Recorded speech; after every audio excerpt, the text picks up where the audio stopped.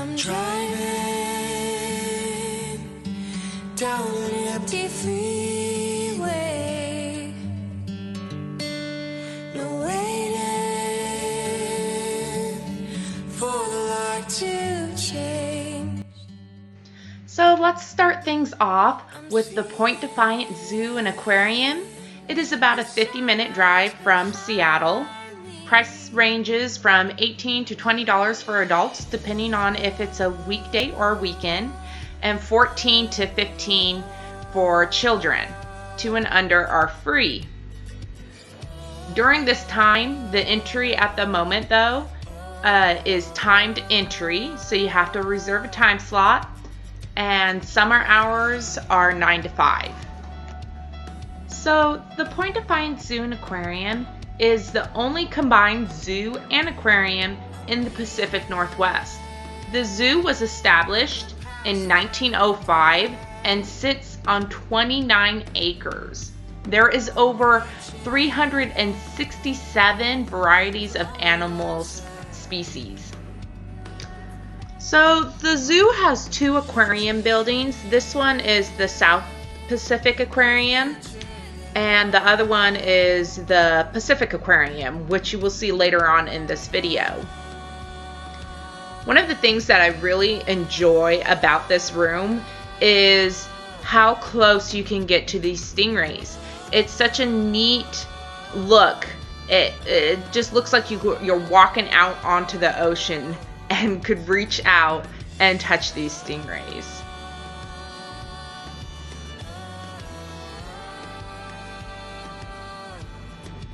So on the other side of the room here, they do like educational speakings with one of their zoologists. And at the moment, they don't want you too close to the tanks, I think, unless somebody's there monitoring, making sure that, you know, the little ones aren't going to hurt themselves while touching maybe some of the animals that they're allowed to. So down in the back part of this room, you come to this coral reef aquarium, which is just absolutely beautiful. I could just sit here and stare at this aquarium for hours. I think they do a really well job maintaining it. Pufferfish. And the theming in this room is just really something unique and special.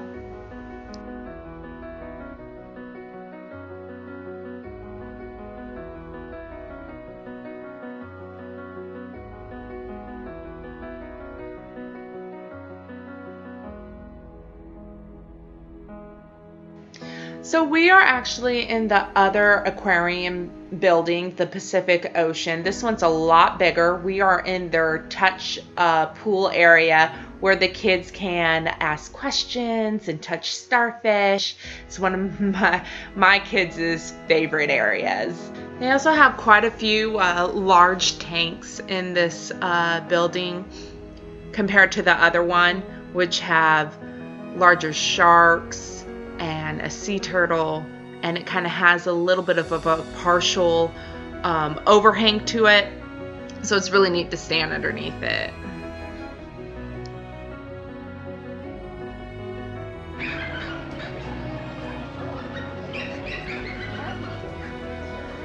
Some of the other animals that we saw on this day were penguins. See how cute they are. They move so fast in the water. It was so fun to watch them just all swim together in a group. We also saw puffins. I absolutely really love this enclosure that they did for them. Very authentic to how they would live in the wild. And then of course we saw polar bears. They were actually doing feedings when we arrived.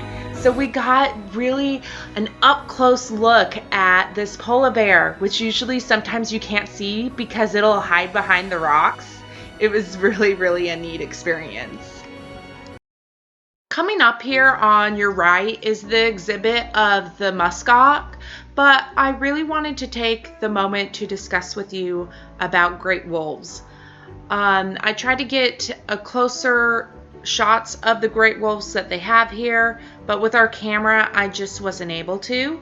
But anyways, the Red Wolf Project that they have here at the zoo is a breeding program. They established it back in the 1980s.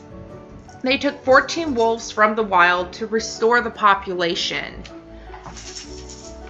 There are only about 20 to 35 red wolves in the wild. Over 40 facilities work together to ensure the red wolf's survival. The zoo population has grown to 250 wolves, but there is still so much work that needs to be done, and they still need our help. If this is a program you would like to know more about, learn about, or maybe even donate, I will be sure to leave a link down in the description below. Thank you so much for just taking a brief moment to listen to about this great program. But let's continue on with the video. We've got so much to cover and you're not going to want to miss a thing. Okay, next on our list, you're going to want to either take the Edmonds ferry boat or the Bainbridge Island ferry boat from downtown Seattle. If you catch a day like today, it is just absolutely beautiful out. We had such a great time out on the ferry boat crossing. I mean, just look at these views. You can actually see Mount Rainier and the Space Needle. From here, it's a little hard to see, but it's way off in that corner there.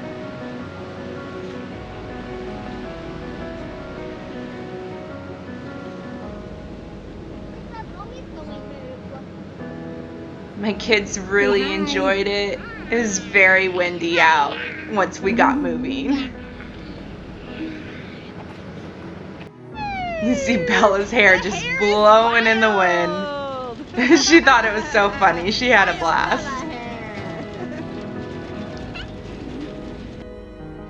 Welcome to Poulsbo, or otherwise known as Little Norway. This historical town was established in the 1880s. And it is very cute, very charming. I just love the streets and all of their shops. Some of the events that they do here, you are not going to want to miss. They do a Viking festival, and you can explore the heritage and the rich Viking history. At Christmas time, this place is truly out of a storybook. It turns into a magical winter wonderland. It is just, I wish I could put into detail what this place looks like. They have just wreaths and that classic old school look that you get from a Christmas town. Truly out of the Hallmark Channel, I guess you could say. So if you're a fan of Hallmark Channel, this is what this town looks like. So one of the shops I would really like to highlight is Sluys Bakery. This bakery has changed many hands over the years, but has been around since the early 1900s. In 1966, Marion and Loretta Sly purchased the bake shop and renamed it Sluys Poulsbo Bakery. It is now owned by their son, Daniel, who has been working at the bakery since he was only 8 years old. The bread that they are most famous for is named Poulsbo bread. This was inspired by God's word.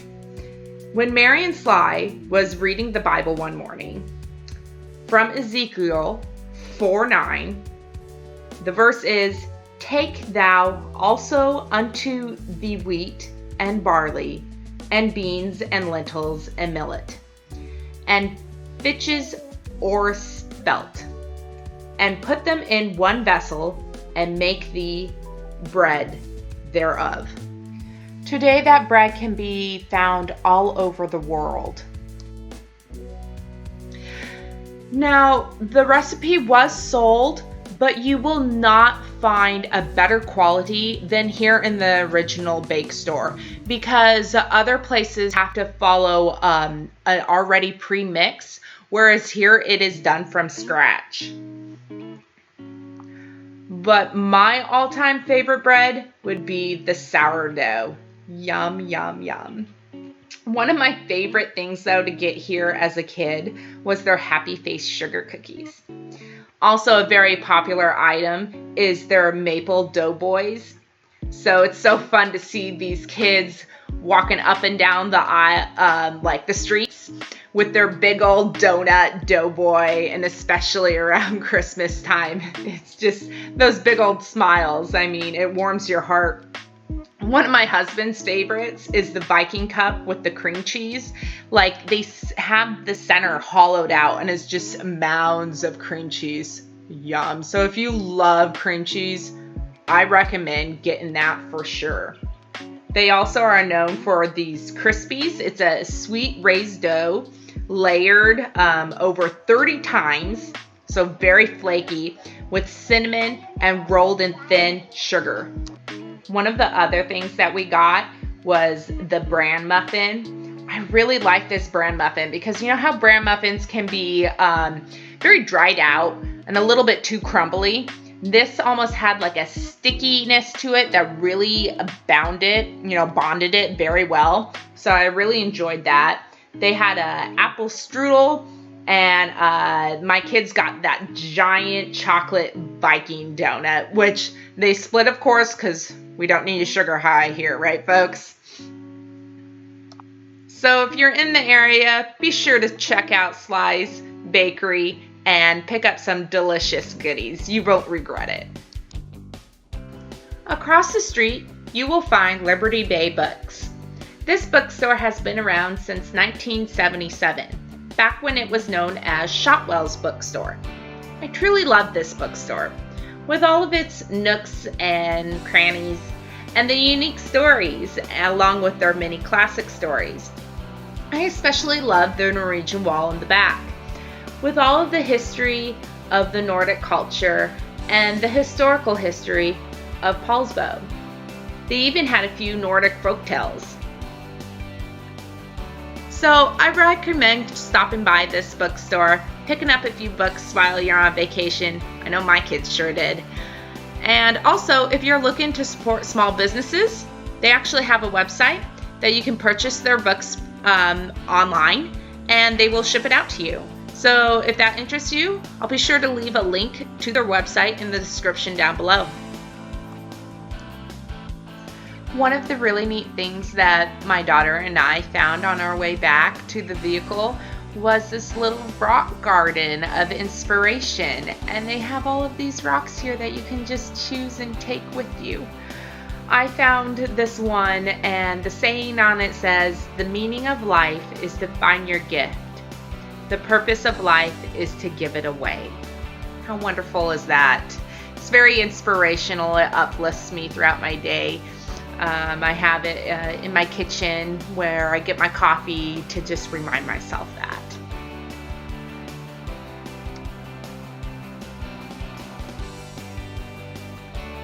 Okay, on to the next location. Another great thing that you can do here on Bainbridge Island is wine tasting, of course. We came to a whiskey distillery, though, that you can find in Coppertop Park.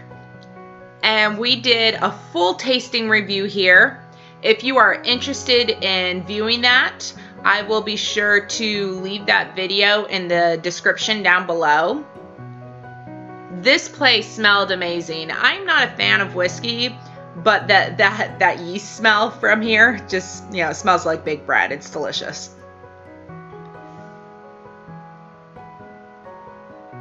But they have more than just whiskey here. They also do gin and vodka. So if that is more your taste, don't feel like you're going to be left out here at all. When we were done at the whiskey distillery, we went ahead and went over across the street to Fletcher Bay Winery and decided to do a little wine tasting over here.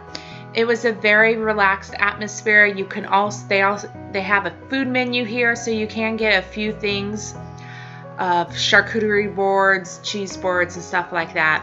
We have done a lot of clips here and video take from here, but I wasn't sure if it would make a good video or not. But if that sounds like a video that you would like to see, please let me know in a comment down below and I can make that happen. There's also a beer brewery right next door to this place, but we just didn't have enough time to get to that today. So if you come to this area, there's a little bit of everything for everyone. So if somebody doesn't like whiskey but likes wine, or they would prefer to have beer, there is definitely enough out here for everybody to enjoy themselves. Before we left this area, we popped into this little bakery place across the street called Sweet Dahlia. Of course, they do more than just baked goods here. They do breakfast, lunch, and dinner takeout. So you can come in here and get yourself some lunch, grab yourself a bottle of wine from next door, take it to the beach or your local park nearby, and have yourself a great picnic. We actually got a couple of items here. We got the pecan bar, delicious. Recommend it for sure if you're coming here and they have it. And we also got the Costa Rican pour over coffee. Shout out to Leah. Thank you so much for showing us how this contraction works. So she was telling us that usually you can only get one that is a one drip pour, but their owner created this custom one so that they could have more than one section to pour over. Well, I think that's going to wrap things up here today. I sure hope you enjoyed this video. We sure enjoyed making it for you guys. If you liked it, please give it a big thumbs up. If you want to see more of our content, be sure to subscribe. And we're going to leave you off here with some beautiful views of Washington State. And we will see you next time on our next adventure. Bye! I can feel it for a long while.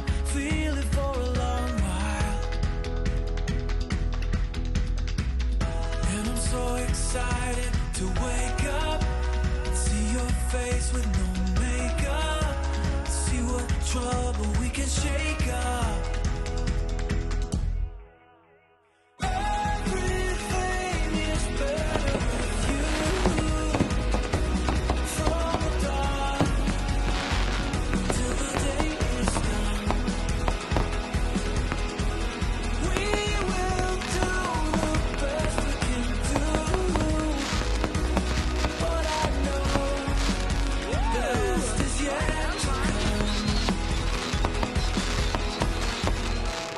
We have come so far, so fast.